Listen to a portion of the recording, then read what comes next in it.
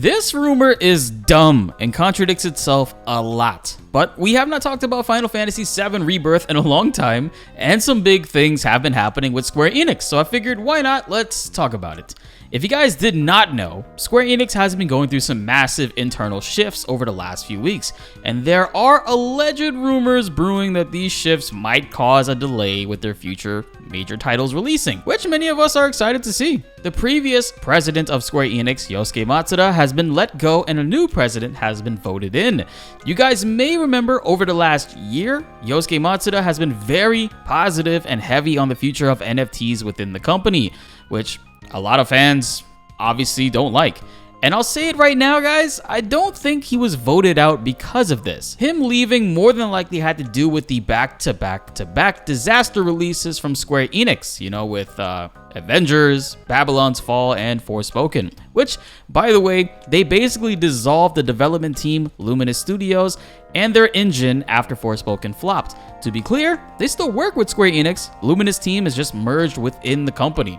But good riddance on the engine. That engine was struggling, man, even after many years they took to correct it. Well, the board opted for a change in leadership, which is to be expected from the recent events. The new president is Takashi Kiryu, the previous CSO, or Chief Strategy Officer of Square Enix. I know some of you guys are probably excited over this, thinking it's going to put a stop to NFTs, but before you get that thought, it's important to note that Takashi Kiryu might not change much of anything in the future. Before joining Square Enix in 2020, he previously was a general manager and director working with Dentsu, and he oversaw the strategic investment department, which dealt with topics like creator economy and the metaverse.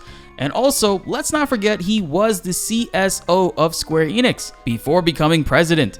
It's very likely he was already on board with the original NFT implementations that Yosuke was pushing for, since he helps the company, strategize these types of things.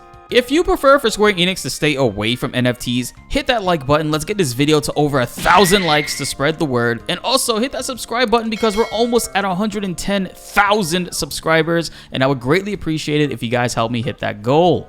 Only 12% of you guys who watch and love the videos are currently subbed. And let's raise that up a little bit higher, you know what I mean? And now, let's get with the silly rumors. We are hearing that with these massive internal changes for the company, that the big titles like Final Fantasy VII Rebirth and Kingdom Hearts 4 are allegedly being delayed further.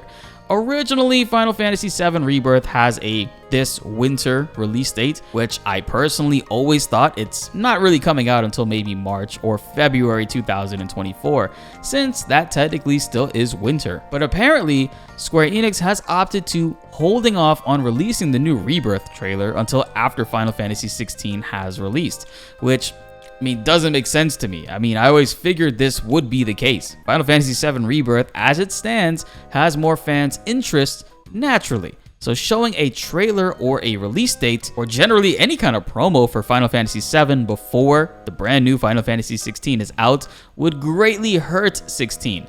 The company believes that 16 will be the game to gain back the trust of the investors for future projects. So, why would they shoot themselves in the foot? More to the rumor states that Square Enix will reveal more info about Kingdom Hearts 4 at Tokyo Game Show 2023, which I don't even think is going to be more gameplay footage. It'll probably just be details they're talking about. The voice of God is going to show up for that one.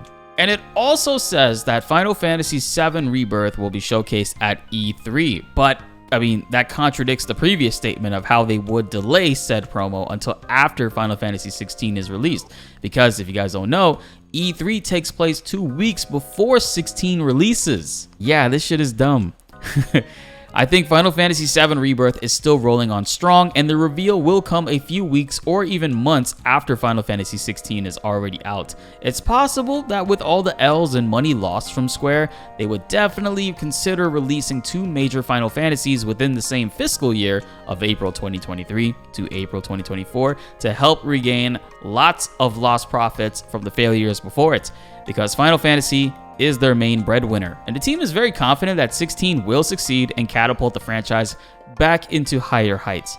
Either way, I'm beyond excited to see Final Fantasy 16 some more. We've been posting a lot of Resident Evil 4 remake content covering Final Fantasy 16, Dragon Ball Z, and Codename Jump. If you guys have been enjoying the variety, please drop a comment and let me know what else you would love to see. At our heart, we will always remain a Final Fantasy channel, of course, but I mean, we all play different kinds of games, right? Be sure to like the video if you enjoyed and subscribe if you are new. More Final Fantasy updates are on the way and you will not want to miss them. My name is BltzZ and thanks for watching.